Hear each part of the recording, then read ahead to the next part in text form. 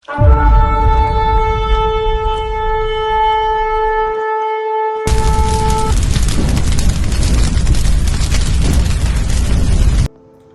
பரிசுத்தம் மையப்படுவதாக தேவன் ஆசீர்வதித்து பாதுகாத்திருக்கிறார்.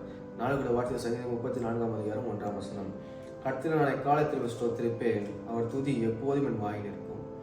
கர்த்தருடைய துதி, கர்த்தர் மகிமைப்படுத்துறது, கர்த்தரை கனப்படுத்துற காரியம் எப்பொழுதும் வாயில இருக்கணும் அப்படின்னு எனக்கு சொல்லப்பட்டிருக்குது. எக்காலத்திலும் கர்த்தரை ஸ்தோத்திரிப்பேன். நான் கர்த்தரை ஆசீர்வதித்தா மட்டும் ஸ்தோத்திரிப்பேன், எனக்கு ஒரு நன்மை செய்தால் மட்டும் கர்த்தரை ஸ்தோத்திரிப்பேன் சொல்லலை. எக்காலத்திலும் அது நன்மையான காரியமோ இல்லை தீமையான காரியம் நடந்தாலும் ஓகே, ஆனால் நான் கர்த்தரை நான் ஸ்தோத்திரிப்பேன். அது நிகழ்காலியாக இருந்தாலும் சரி, வருங்காலியாக இருந்தாலும் சரி, எல்லாத்தையும் நினைச்சு கர்த்தருக்கு நன்றி செலுத்தி எக்காலத்திலும் கர்த்தரை ஸ்தோத்திரிப்பேன் வேதம் சொல்லப்பட்டிருக்குது. ஆனால் கர்த்தரை நம்ம நன்றி செலுத்துவோம், கர்த்தரை முன்னாடி வைப்போம். எந்த தீமை நடந்தாலும் சரி கர்த்தரை நம்ம மையப்படுத்தினே இருக்கணும். நம்ம நடக்கும் போது உட்காரும் போது எல்லா இடத்துலையுமே நம்ம கர்த்தரை மகிமைப்படுத்தணும், கர்த்தரை ஸ்தோத்திரிக்கும் விதம் சொல்லப்பட்டிருக்குது.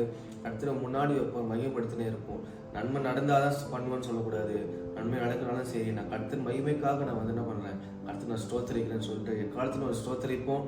அவர் துதி நம்ம வாயில் எப்பொழுதும் இருக்கும். கர்த்தர் நம்ம ஆசீர்வதிப்பார், நம்ம தேவையான சந்திப்பார். கர்த்தர் மையப்படுவதா.